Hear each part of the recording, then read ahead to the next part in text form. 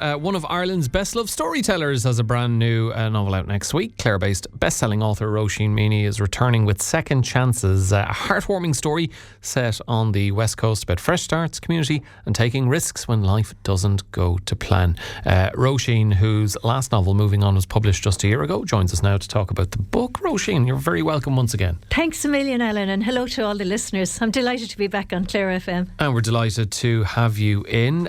You could set your watch by you. It was around this time last year novel number 22 came out, and here comes novel number 23 nearly to the day. Yeah, actually, I think was it the 6th of February last year? Yeah, I think it was, and I think this one might be the 5th or maybe the 6th. Yeah, I've lost track at this stage. Too many books. Well, fair play. So maybe we'll put you in charge of public transport. These things arrive on time then. So look, the Second Chances, it's out next week. So as with any author, no doubt, a lot of blood, sweat and tears goes into creating a novel. I'm sure even with the 23rd, you're no less excited to be sharing this one with readers. Yes, in the same way that the same amount of work goes into every book, it's still as exciting. When I see it next week now, I will be just as excited as I was when I saw the very first one in 2004 on the bookshop shelves. I actually hung around the bookshop, O'Mahony's in Limerick, to see would anyone pick it up for a little while. I was that excited. Yeah, I don't do that anymore. I've grown out of that now. You just say, someone going up to the bookshelf and they take a book out and there's your eyes looking through from the other side. Yes, and I was devastated then when someone did pick it up and read a little bit and put it back. So that cured me. I never did that again. Were you tempted to pretend that you're just a randomer and go, well, I'd give them a glowing review of the book? Yeah, I should have. I never thought of that. Well, I've heard that Roisin is a very adept novelist. Yes, and I've read that one and it's really good. Yeah, I might try that. Look, it's brilliant. At this stage, you don't have to do that because, as I mentioned before, your books, when they come out, you've got quite a fan base and they're usually in the bestseller charts. Yes. As I also mentioned, the Second Chances set on the West Coast, but I gave a very brief synopsis of it. What can you tell the Morning Focus listeners about it? Oh, well, thanks for giving any synopsis at all.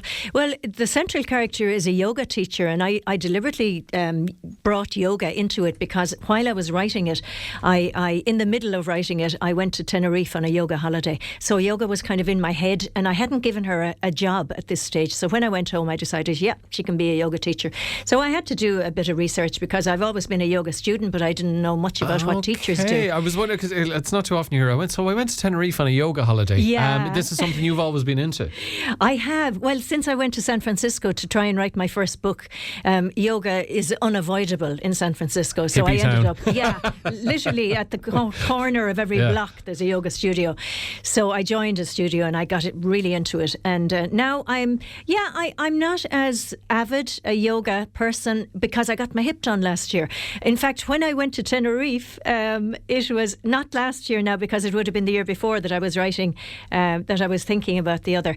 I was hardly able to do a lot of the stuff that was going on in the course. So it was completely the wrong holiday for me. I don't know why I decided to go. That must be frustrating. Yeah, it was frustrating and kind of embarrassing because the teacher would always come over to me with an extra cushion to put under my hip when we were doing any Did you have a red Y plate on you for yoga, like a learner?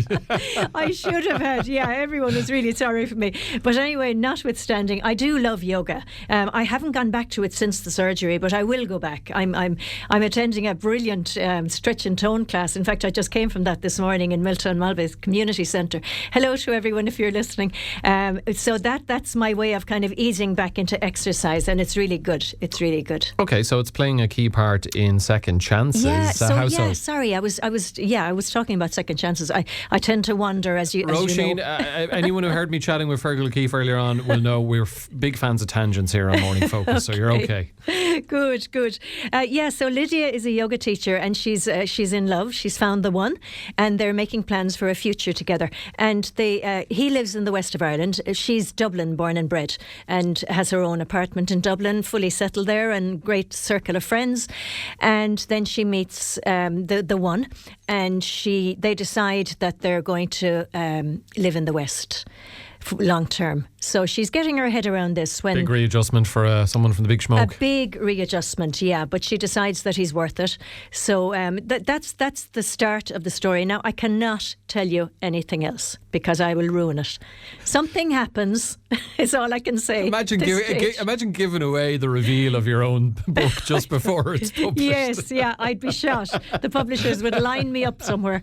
Yeah, no, I can't say any more. But it does have a happy ending. I can say that much. Okay, well, then people will be relieved to hear that. Yes. I mean, look, you've touched on something I wanted to ask you about as well, Roisin, in that yoga is a big part of this story, and clearly it's something you're into. I wonder how much of Roisin Meaney's life makes its way into your books, because I've talked to you before about, you're so prolific, but with being prolific comes the expectation that you will have another, not just an idea, it has to be a great idea for a book to make it worth writing. Yes. To put all that effort in and for people to be interested enough to pick it up. So how do you constantly come up with ideas? I know you've talked before, it takes a lot of work for that idea to come, but are you tempted sometimes, if you're thinking, I don't want to put too much of my own life into this next one, but if you're just stuck for inspiration, you think, well, what if there was this thing that happened to me but you try to make sure that it's as covered as possible, that people can't read into, maybe people can't read into, that happened to Roisin, that's something she went through. Sometimes I deliberately put things in that happened to me because I just think they fit into the story, and I don't think it matters that it's a personal experience. I know with one book, Something in Common, it came out about 15 years ago maybe. Was it on a February? Early February by any chance? I think it might have been slightly later. My schedule has changed a little bit in the intervening years, yeah. But because the books usually came out at the start of the summer, and I was kind of touted as a summer read author. But now I'm kind of spring, and then maybe summer again when it comes out in the smaller size. But in Something in Common, it wasn't traumatic for me, but it was traumatic for the other woman. I encountered a woman who was contemplating taking her own life, just not to go into the ins and outs of it. And I actually used that experience at the start of Something in Common. Now, I changed a lot of the circumstances, but I think, you're entitled to mine something that happened to you. Why not? Because then it's really coming from the heart. It reads truer, I guess, to somebody who's reading your book. Yeah, and I didn't give anything away, so I wasn't betraying anything in terms of that other woman who thankfully didn't go through with it. Okay. But and in my last book, we were talking about it here, moving on, Ellen, the main character, there was about 60% of me in Ellen, I'd say, and I was fine with that too. I was just using my own experiences, obviously changing circumstances, she was different from me in a lot of ways. But so if it's something you've been through or experienced in your own life, it can be a springboard for a story or a narrative, but it's that's all it is, and then it's the skeleton, and then you put on the meat of it from elsewhere. Yes. Sometimes it can be a location. I went to Valencia Island once, and I was so inspired by that location that I made it the setting for my next novel. I changed the name of it in case I got locations wrong, and the Valencian people, if that's what they're called, were angry with me. You'd hear about it. Yeah, I'm sure I would. Yeah, being a Kerry woman as well, I didn't want to blot my copybook there. But so I use what I can, but against that, a lot of stuff is totally made up. You have to have a bit of both, I think. But the book and the Second Chance has been set in the West Coast. It's a part of the world you know so well. Born and grown up in Kerry, Limerick connections, Clare connections. You're based in Clare for quite some time now. Yeah. I've always lived in the West, and I love it. And I love being so near the coast as well. So that's wonderful. I was talking with I'm in another group in Milton Malbay as well, in the community centre too, a Stitch and Bitch group, and we met last night. What a great name. Yes, well, I was just saying to them last night, there's lots of stitching going on here, but not half enough bitching. I thought I'd get loads of fodder for the next book. But, maybe that's why when they see you coming, they're like, don't let any cats out of the bag, or Roisin will scoop them up. I know, I probably made the mistake of telling them that I write books on my first night there, so yeah, that's true. Yeah, they're probably far too to, I'd say the minute I leave every Monday night, then the real gossip That's starts. when it all begins. Yeah, but maybe you'll have to bug the place. I'll soften them down. Yes, I'll have to bug the place. I can't remember what your question was there. See, matter. There we go again, tangenting again. Tangents, they're great. A question in here for you, Roisin, from Leanne. Good morning to you, Leanne. Good morning, Leanne. On 086 1800 964, saying, does Roisin do any writing workshops? My daughter has a great imagination and loves storylines, but needs help with the structure. Oh, workshops aren't my forte, Ellen, I have to say. I did try them and I just didn't feel that I was very good at them. So no, would be the answer to that. What I do though, is I visit schools and I go in and I just chat with, say, a class from 4th to 6th who'd be old enough. Just give them what I'd call an author visit and tell them about my life as a writer and things to maybe just watch out for if they're thinking of heading in that direction. But it would be a very general thing. I don't really workshop with them. I also do storytelling in the local Milton Malbay Library, 4th Saturday of every month, in case anyone has a 3 to 6 year olds who'd like to come along. 11 o'clock in Milton Malbay Library, 4th Saturday. Sorry, now I'm advertising good out. Well, look, that is no problem. And mate, there you go, folks. You can check out Roisin there. And because you're so experienced at writing, Roisin, I wonder, with Second Chances, with novel number 23, you're so used to doing it that the process now, does it become easier? I know you've spoken before about you have a target at set periods throughout the year up to before the next book comes out. I'll have 60,000 words by this date and those kind of targets. So and there are times when, like any writer, you don't feel like writing, but you just have to sit down and you produce something. Yes. And if you're producing something, the wheels are moving. But when you come to the next novel, you always have to come up with a different idea. But do you also try to, because you're so used to a process, do you have to be careful of complacency and that you're not unconsciously going over old ground? Oh yeah, absolutely. And it never gets easier, Ellen. It just never gets easier. No matter how many books are behind me now at this stage, every new book is as big a challenge as the first one was. And in fact, now at this stage, I'm trying to come up with a plot for the next book, and I'm finding it difficult, which I always do. Do you get any time to just not have to think about either writing a book or thinking about writing a book? No, I do. I get a good bit of time, really, because Second Chances was out of my hands since about November. Okay, so I've had that Christmas time. Tends to be your time. Yeah, well, it does in the last few years since, as I say, my schedule kind of changed. February, yeah, so now I have maybe 2 months where I don't really have to think about a book, but of course things will be stewing away in my head. And this book that I'm trying to come up with now, the first sentence came about 2 years ago when a woman said it. And the minute I heard it, I thought, oh my God, that's an opening sentence for a novel. So like with a songwriter, your antennae have to always be up. Yeah. If you hear a phrase or an idea, comment, a bit of gossip, something. Yeah, anything not at at all. the Stitch and Bish classes, though. No gossip Not there. Yet, it's a gossip-free zone. I live in hope. Yeah, the Stretch and Tone don't have time to gossip, because we're busy moving all the time.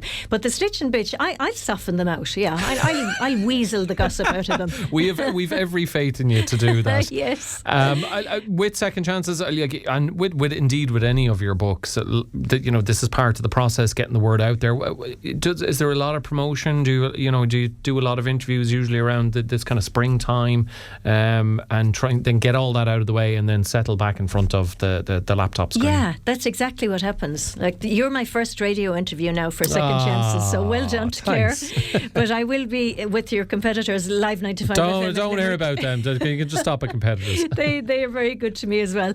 And then straight after this, I'm going to meet a journalist for an interview for the RTE Guide.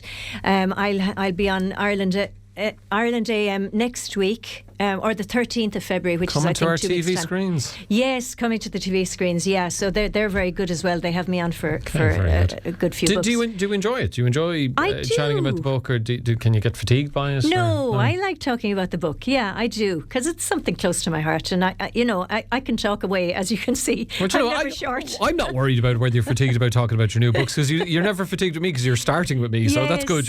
I'm catching you at your freshest. Yes, exactly. But yeah, there's a little flurry and then it all dies down. And there's really no publicity for the second time the book comes out, which this one will be out, I think, around the end of July. It'll come out in the small, what they call the mass market paperback. The paperback. Yeah, but this is the trade paperback coming ready out. for everyone's holidays. Yeah, exactly. Very good. Okay, and look, you're already well into the process of number 24 has begun. Number 24 has begun. It's going to be a tougher write, I think, because I'm just going maybe a little bit darker than before. I'm just trying something out. Yeah, I don't know whether that's a good idea or not, because people have come to expect the light touch from me. But yeah, we'll see. We'll see what happens. It's all to play for. Sometimes you don't have to kind of like write for yourself, and if you want to try something new, trust that you've built up the fan base and the trust between you that they'll go with you. Yes, or you might attract a different kind of audience too, and hopefully keep the ones I have, because I don't want to lose them. Please don't go. Please don't go. Okay, so we won't be referring to you anytime as dark gothic writer Roisin Meaney. No, not at all. No. It's just the premise of this one is a little bit sadder and a little bit darker. But, I think you have to write the way you write. So I imagine that it's not going to be a million miles away from the books that have come out already. I think it'll just maybe have a bit more depth to it. Well, look, I guess you have to view it as whatever comes out of you, it's coming out of you. So it's naturally the work of Roisin Meaney, regardless of whether it's a different tone or narrative or whatever. Yeah, exactly. Okay. So fingers crossed. Looking forward already to hearing about the darker mood of novel number 24. But for the moment, number 23 coming out very, very soon. Second Chances. Make sure you check that out. Roisin Meaney. We will keep an eye out for it in the bestsellers list, where it'll be nestling, no doubt. Thanks as always for joining us for a chat. Thank you very much. And we'll chat to you again. The great Roisin Meaney there with us on Morning Focus.